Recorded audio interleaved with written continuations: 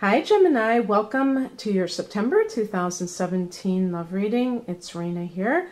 So before I begin, I just wanted to let you know that I have a series of love readings on Vimeo entitled I'm Ready for Love. And these are specifically for people who are looking for a new relationship. Now, you could be still in a current situation, but you are like kind of moving past that. And I designed the spread myself. I'm also including some oracle cards that connect to your love life. And I'm going to provide a link to this series below if you're interested.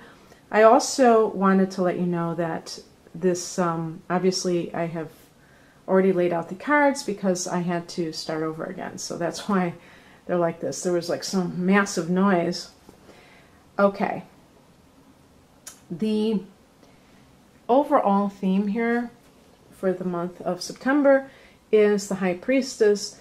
And this is like the heart of the matter, is that you may be dealing with this feeling that somebody's keeping something from you. And I wouldn't be surprised if some of you are involved with two different people. They both could be air signs like you, because we've got the King of Swords in the past position and then the Page of Swords. Now, if I were to like characterize this King of Swords, this could be the father of your child. This could also be somebody who is your boss.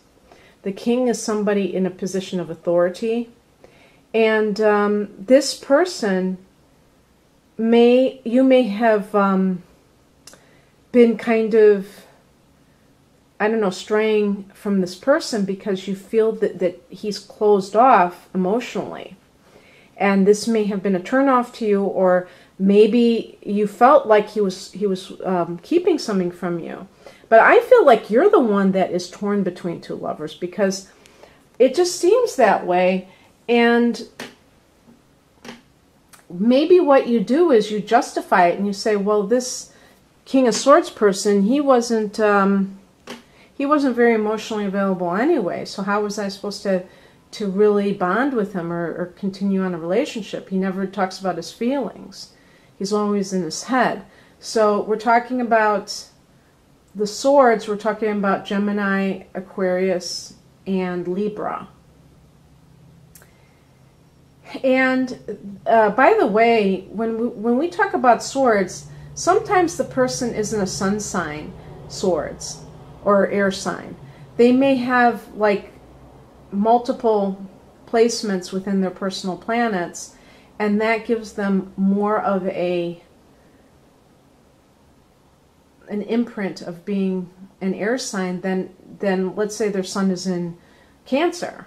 And then they have all this air energy. They may be pretty detached overall, even though they're a water sign, they're supposed to be emotional. So then we have, for the current situation, the Page of Swords. Now, this is interesting because you may have left that King of Swords for this one, and this one might be younger than you even, because pages sometimes can be, I don't know, I was going to say, sometimes pages are really young, but that's just talking about specifically, you know, even children can be pages. So this could be somebody who's more youthful. Maybe it's a fellow Gemini. But the other thing that this could be is a message. Could definitely be a message. And here's the thing. This could be related to the Mercury retrograde. Also, there is a full moon in Pisces the day after Mercury goes direct. Okay, so that's going to be on the 6th that we have a full moon in Pisces. So it's always possible that some of you discover something at the time of that full moon, or maybe this is going back to August. But for some of you, you may have a nagging feeling that something isn't quite right, that there's somebody's keeping something from you, And this is the other thing about the Page of Swords. It might not be that you're torn between two lovers. That King of Swords might be the person, and you are acting like the Page of Swords, which means that you are spying, you're looking on social media, you're being a detective and trying to uncover it yourself. Maybe you even hire a private detective in certain cases, if this is a high-stakes situation.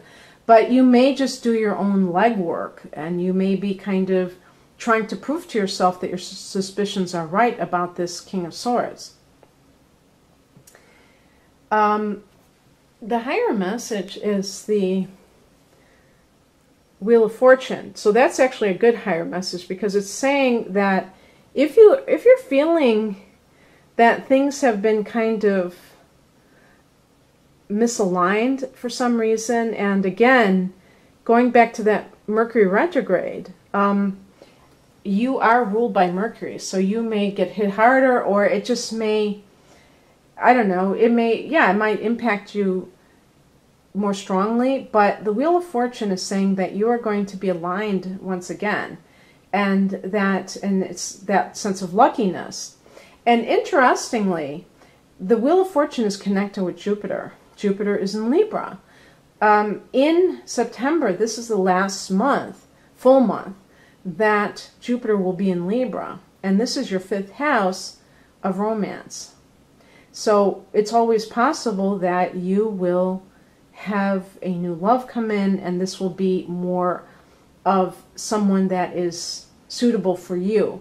So it might be saying, don't worry about somebody who may be dishonest with you, because you are going to have, and this could be as early as September, maybe there's somebody that you meet that is much more of what you're looking for and much more compatible with you overall. What crosses you is the King of Pentacles.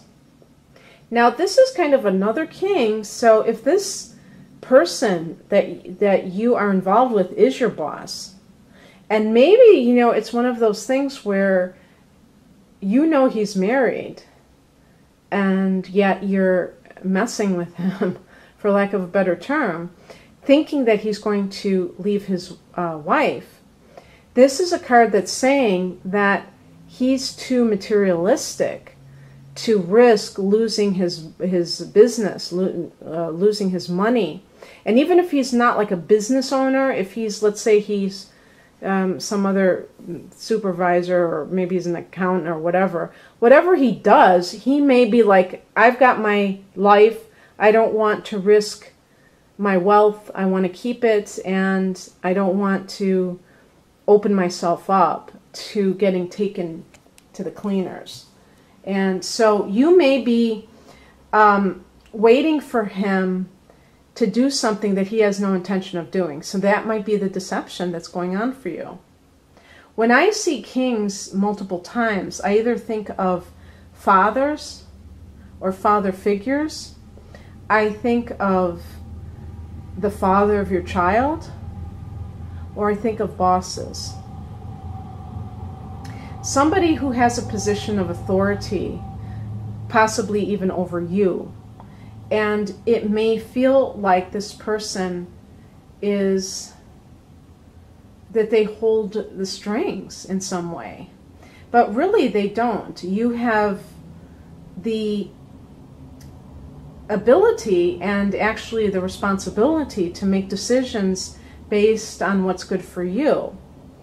And this is one of the reasons why it's very important to make wise decisions, because otherwise, if you act like somebody else holds the key, that just disempowers you. Sorry for all this commotion. I have no idea why it's just constant trains like this, but that's why I had to start over again. So what's coming in, or the advice, is represented by the Queen of Wands. Now, I got two kings, now I got a queen. This can be the mother figure. If this is you, if you're dealing with sharing a child with somebody, this card is asking of you to be a responsible parent. But actually, oh jeez, because I'm not editing this out, I'm sorry. But it's very distracting, I have to admit. The Queen of Wands is a card of being upbeat and being confident. And you may feel like certain events in the recent past have kind of shaken your confidence.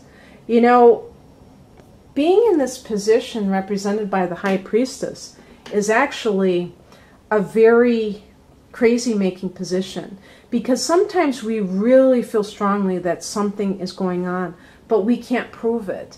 And we become almost obsessed with trying to prove that somebody lied to us, for instance, or that they are deceiving us currently, you know, continuously. And one book that I will recommend, I've recommended it before, is Codependent No More by Melody Beattie. And I really feel that that book is a spiritual book. It's not just like a pop psychology self-help book. I feel like she's talking about it in energetic terms, about when you put attention to your own dreams, it's like the codependency kind of melts away, because really what's happening when people become codependent is they give their power away to another relationship. And in doing so, they neglect their own sovereignty and their own dreams that they wish to make come true. And it's like you become so obsessed with controlling somebody else, which is impossible, that you kind of lose your own way.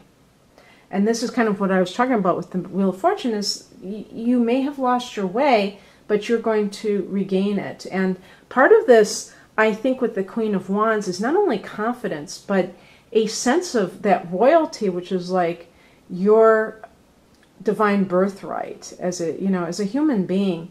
You have the right in a relationship to be respected and to be dealt with in an honest, above board sort of way. And some people, I mean, it's hard for me to believe, but some people really think that dishonesty is just part of life and we should just accept it. I mean, in relationships. And, you know, you just accept it. That's just how men are, or women, or whoever. And that's crazy. That's not something that we should accept. Now, sometimes, you know, we're all human. And sometimes people lie because they have a pattern where, you know, maybe it was unsafe to tell the truth when they were growing up. And they may be full of integrity in many ways, but they just have that tendency to kind of withhold all of the truth sometimes as a self-protective measure. That's not really what I'm talking about. I'm talking about people who intentionally deceive so they can have their cake and eat it too, you know. And so this is about you kind of regaining a backbone. This card is actually associated with Sagittarius, but I associate it with Leo because of the sunflower. And Leo is ruled by the sun. It's a fire energy, but it has the Queen, so it has the masculine and feminine principles, or both of those parts to it. And that gives the kind of, if you want to call it the wisdom or the internal, the intuition of the feminine principle with the confidence and initiative of the masculine principle. And that's the advice. That's what you're supposed to embody to deal with the situation. The outcome is the Hierophant card. This card does connect with Taurus, in case that person is a Taurus. This may be talking about this person that you're dealing with. But this could be, this is a card of marriage, so it might be saying that this person is deciding to stay with their marriage. But it could also be a card talking about you looking higher, looking at things from a philosophical perspective. Maybe you've been too in your mind as a Gemini person, and you haven't, the mental part of things. Sometimes I think air signs believe that their mind can solve all of their problems. The intellect is quite limited, to be honest. The High Priestess represents the intuitive, like the third eye quality, which is not a physical eye. So it's not dealing with the senses. This is something, the intuition cannot be really measured. You know, it's not part of three-dimensional reality. So getting beyond that three-dimensional reality requires you to meditate. And so that's another thing that the High Priestess is about. And that's how you develop your intuition. So that it's not just about so I can uncover whether or not he's lying to me. It's about something beyond that. It's about being able to know what to do in any given moment. What, you know, seeking that wisdom. And that will guide you. And you won't have to depend upon somebody's words. You'll have your own internal GPS to tell you which direction to go in. So, Gemini, I'm going to leave it there. I hope you enjoyed this. If you'd like a private reading, please click on the link below. Otherwise, have an awesome September. Bye.